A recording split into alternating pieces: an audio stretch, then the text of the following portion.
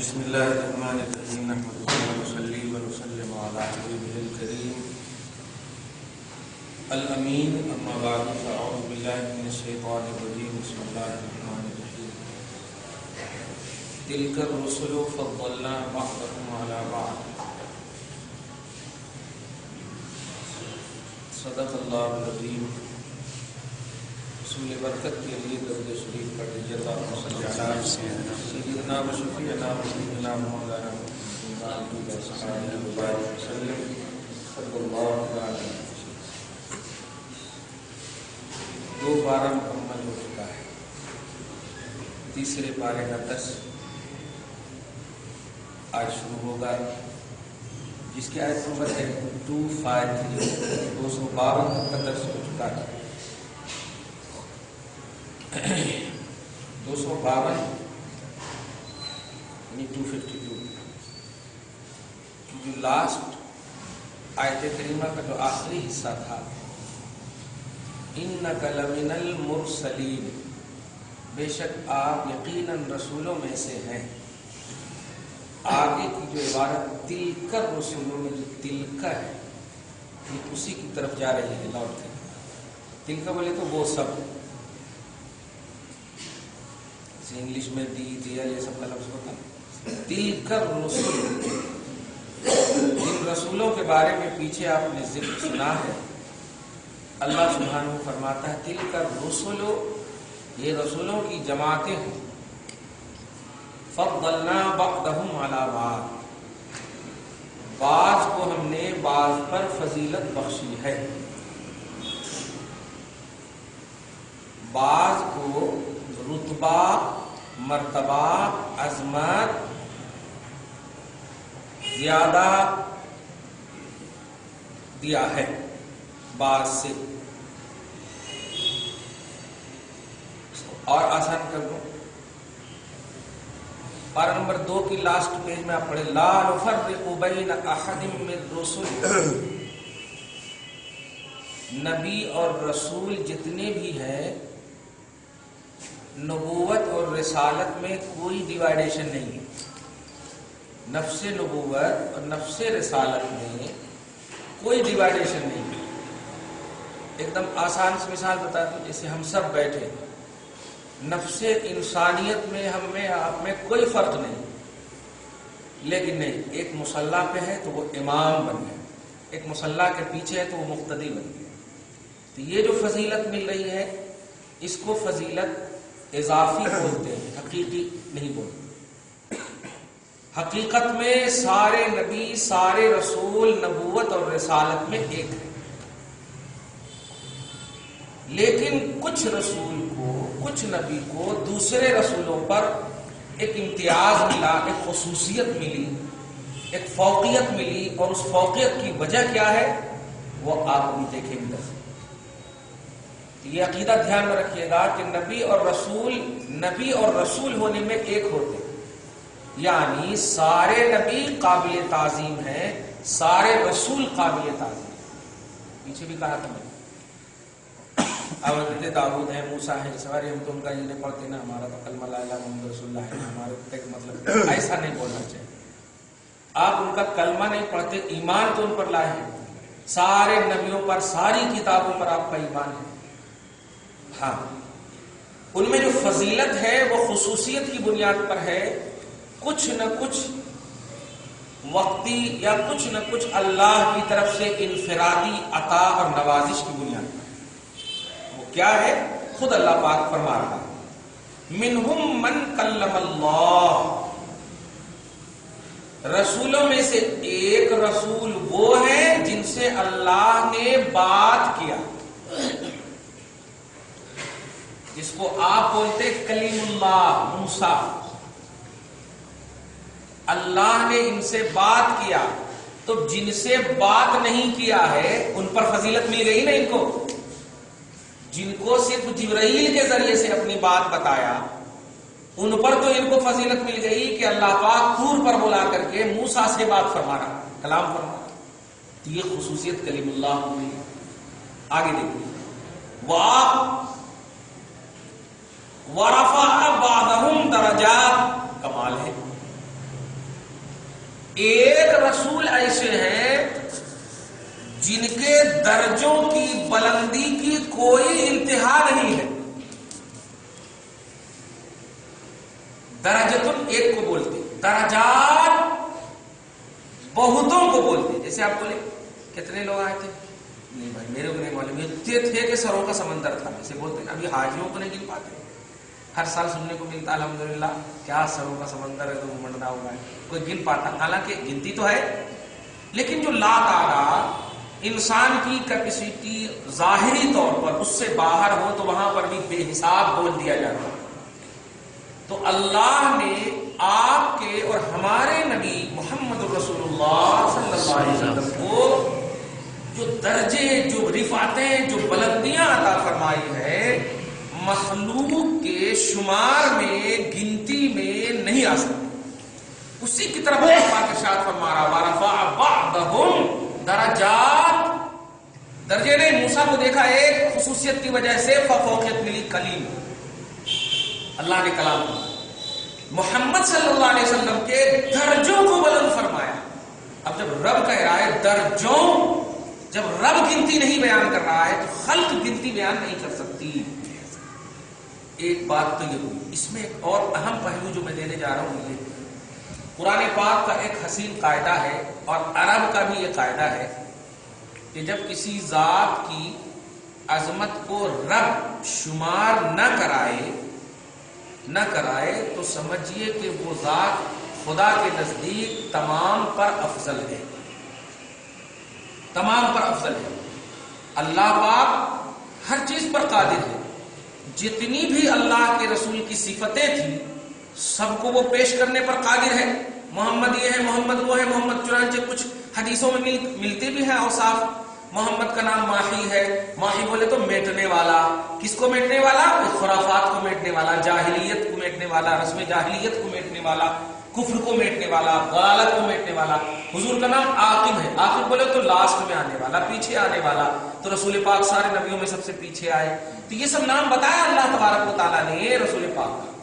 لیکن بتانے کے بعد بھی رسول پاک کی زبان سے خود اللہ پاک کہہ رہا ہے کہ یہ رسول ایسے ہیں کہ میں نے تو سلیکٹڈ اوصاف تیرے سامنے بتائے ہیں، اس کو دی اینڈ کا نام مت دینا. ورفع بعضهم درجات، ان کے درجے بے حساب ہیں، ان کے رتبے بے حساب ہیں.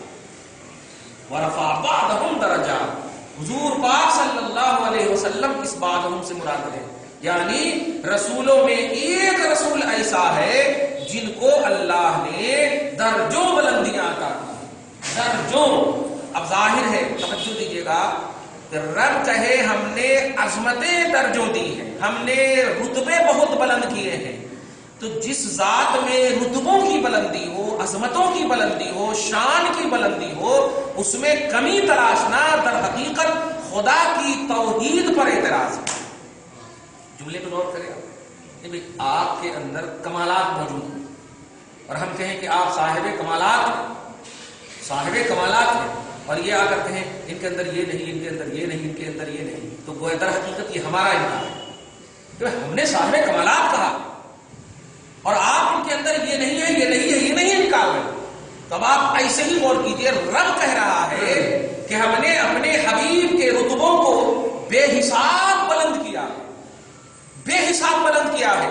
تو رب بلندی کا اعلان کرے، امت اگر یہ کہے کہ مصطفیٰ کے اندر یہ نہیں ہے، نبی کے اندر یہ نہیں ہے، نبی کے اندر وہ نہیں ہے، جس کو نقص کا پہلو کہیے، کمی کا پہلو ہے، یہ اگر پیش کرے تو یہ توحید پر اعتراض ہے.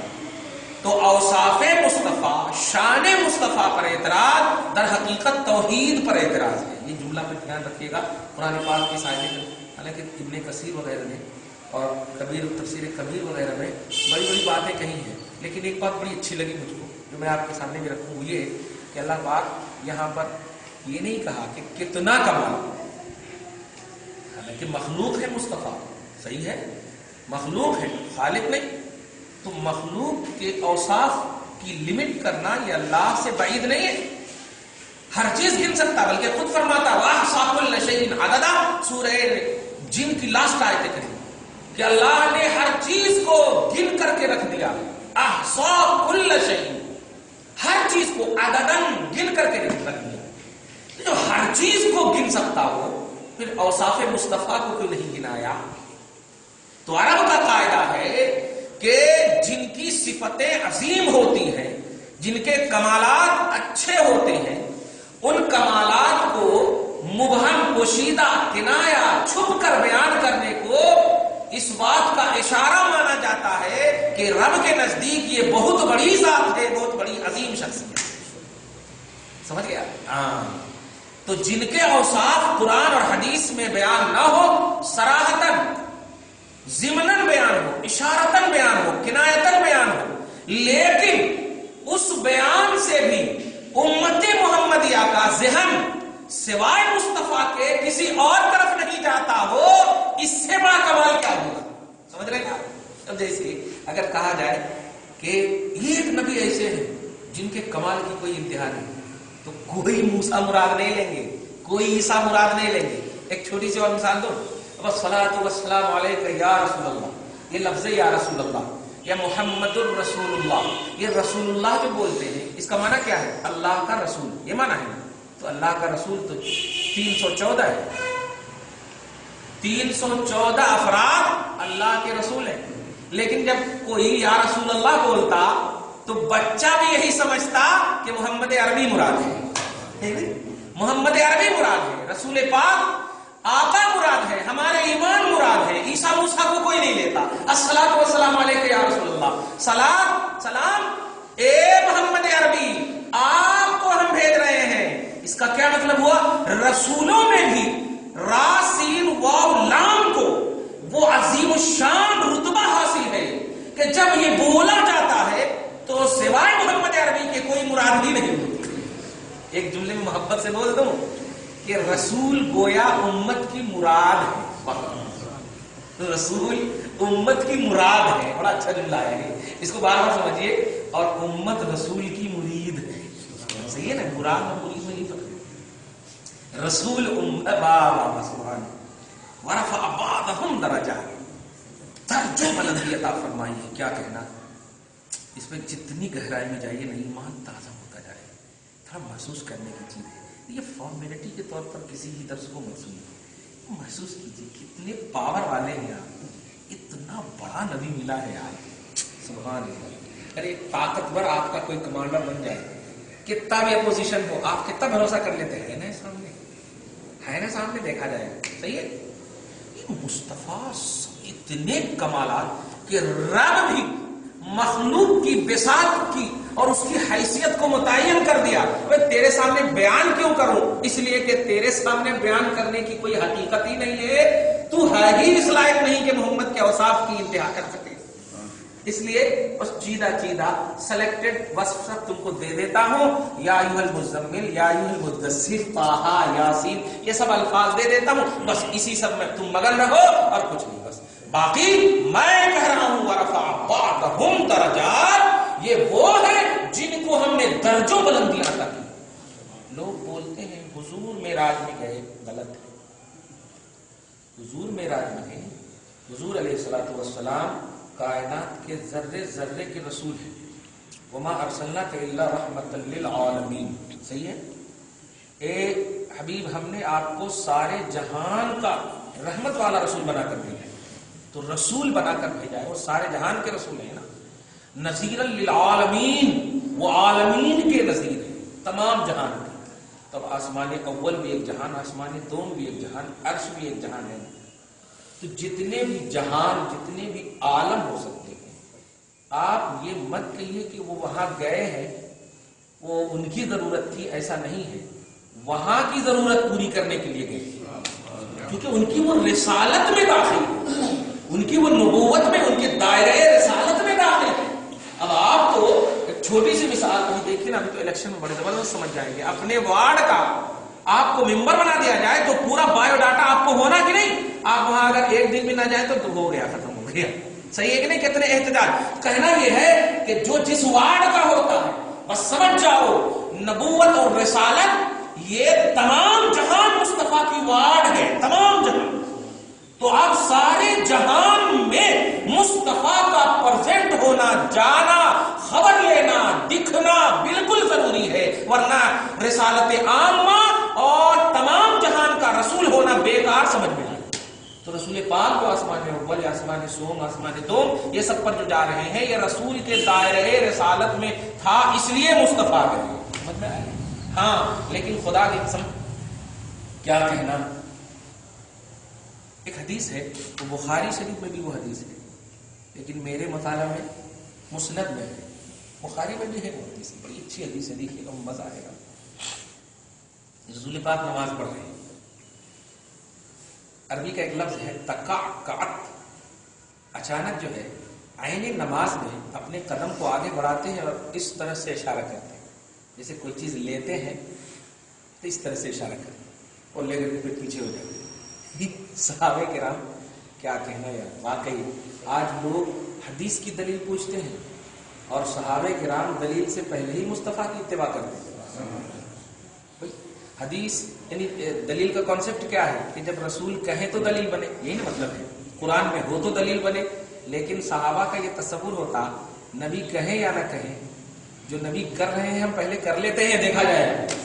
چنانچہ صحابہ بھی کر لیے وہ اتباع، اور جب سلام پھیرے تو پوچھے یا رسول اللہ یہ کیا ہے، ایسے ہی کرنا کیا ہر نماز میں؟ تو آقا علیہ السلام اس وقت ارشاد فرماتے سنو. یہاں پر جو ہے نا کچھ مولوی لوگ بہت غلط ترجمہ کیے، اس لیے میں ترجمہ صحیح کر رہا ہوں. جنت میرے سامنے پیش کی گئی. کچھ مولوی نے کیا ترجمہ کیا، میرے کو جنت کے سامنے پیش کیا گیا. معلوم جملے پہ غور کر رہے ہیں آپ؟ بڑا فرق ہے اس میں. ایک یہ ہے کہ آپ کو کہا جائے جائیے وہاں کھانا ہے لے لیجیے، اور ایک ہے کہ ہم لا کر آپ کو دیں. تو اعزاز اور عزت اس میں ہے نا، صحیح ہے کہ نہیں؟ تو آپ فرماتے اوریزا علی الجنت، یہ جملہ جنت میرے پاس لا کر کے رکھی گئی، پیش کی گئی. میں اس جنت سے کچھ پھل فروٹس لینا چاہ رہا تھا، ہاتھ بھی بڑھایا تو تم یاد آ گئے.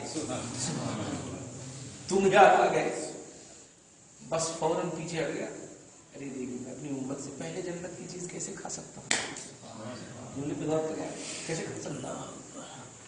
کتنا پاورفل نبی ملا ہے. یہ سب جب محسوس کریں گے نا حضرت تو بخدا کہہ رہا ہوں کبھی گستاخی نہیں کریں.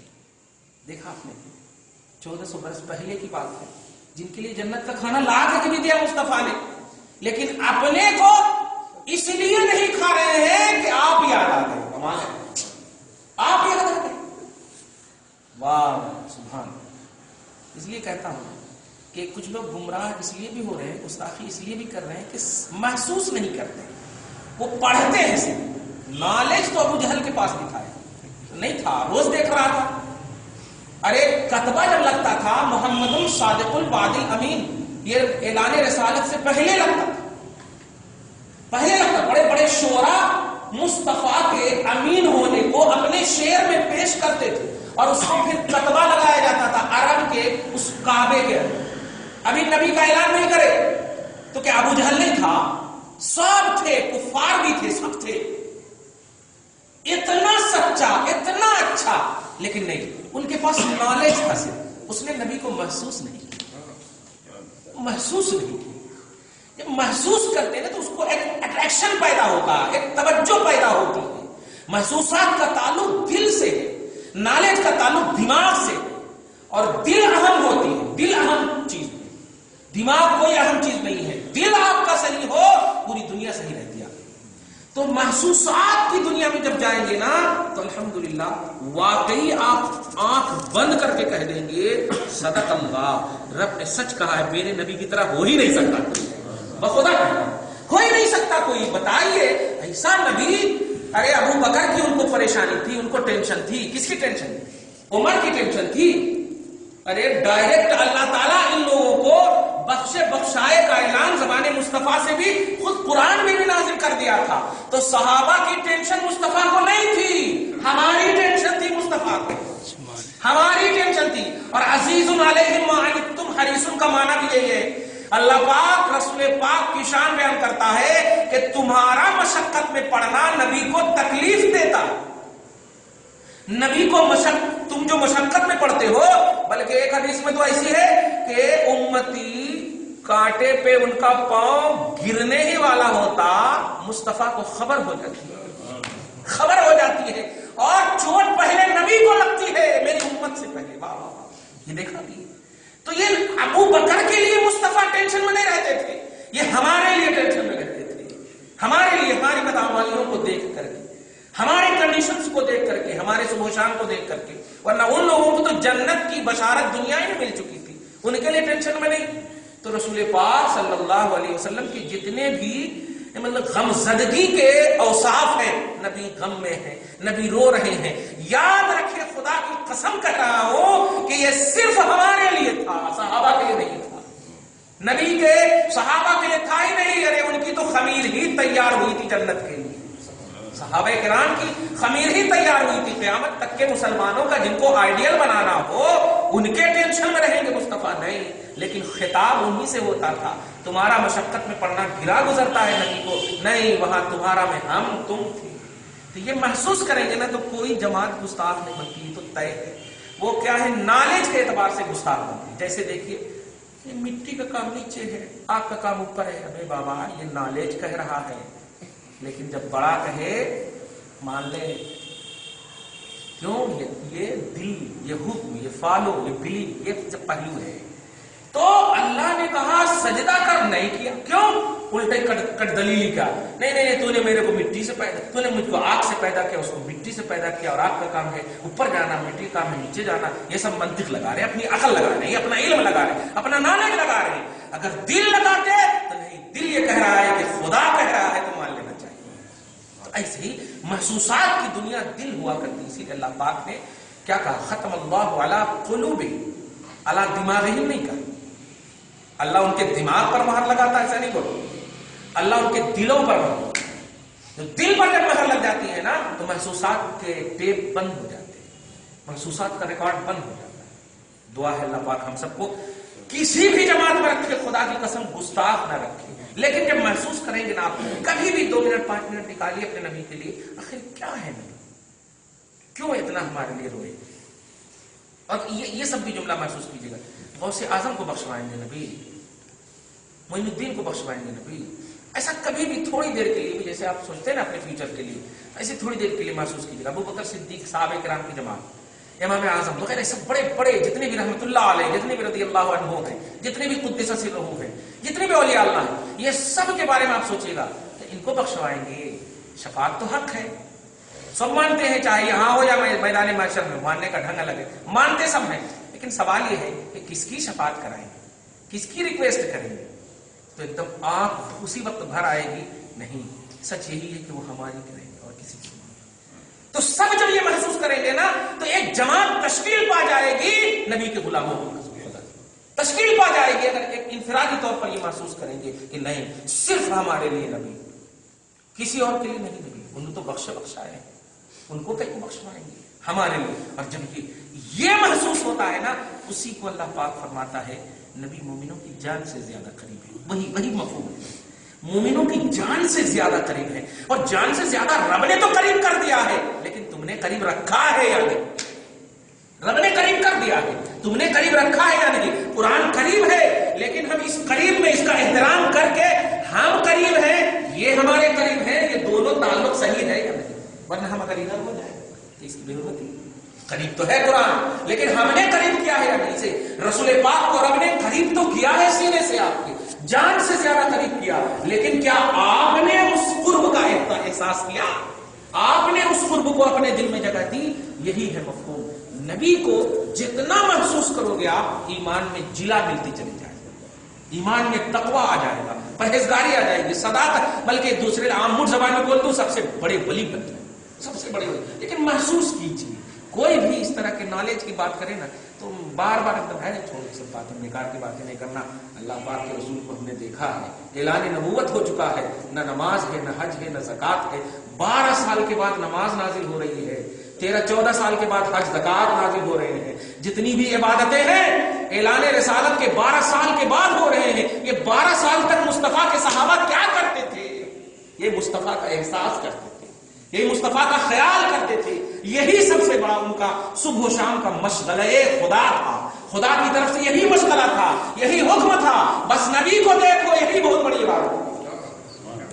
12 سال تک یہ صحابہ, صحیح ہے نا, نماز تو معراج میں نہ تھی, نماز حج زکات یہ آپ کی یعنی آپ کے درجوں کو بلندی دے گی، یہ ہے، لیکن مصطفیٰ آپ کو بلندی دے گی، آپ کو بلندی دے گی، یعنی نفس جنت مصطفیٰ سے ریزرو ہوگا، جنت میں کوالٹی، اس کے بعد آپ کے درجے کو بڑھائے گا آپ کے اعمال، اس کے دائرے کے بعد آپ کریں گے۔ اللہ فرماتا ہے وَرَفَعَ بَعْضَهُمْ دَرَجَاتٍ، رب نے ایک ایسا رسول ہے جن کے درجے بلند، درجے میں انلمیٹڈ رتبے، انلمیٹڈ اوصاف مخلوق کے اعتبار سے، خالق کے پاس تو سب ہے ہی، لیکن مخلوق مصطفیٰ کے اوصاف کو گن نہیں سکتی۔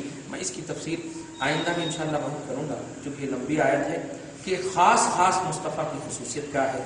دعا ہے اللہ تعالیٰ آپ کو ہم سب کو صحیح فکر کے ساتھ اپنے آقا کا احساس کرنے والا امتی بنائے، دل کو محبت مصطفیٰ کا مدینہ بنائے، کینہ اور بغض سے دور رکھے، ہم سب کو اللہ تعالیٰ اپنے حبیب پاک صاحب الاولاد کی محبت کامل عطا فرمائے، جینے کا ایسے ہی جذبہ عطا فرمائے۔ وصلی اللہ تعالیٰ علی خیر خلقہ محمد وعلی آلہ وصحبہ اجمعین برحمتہ۔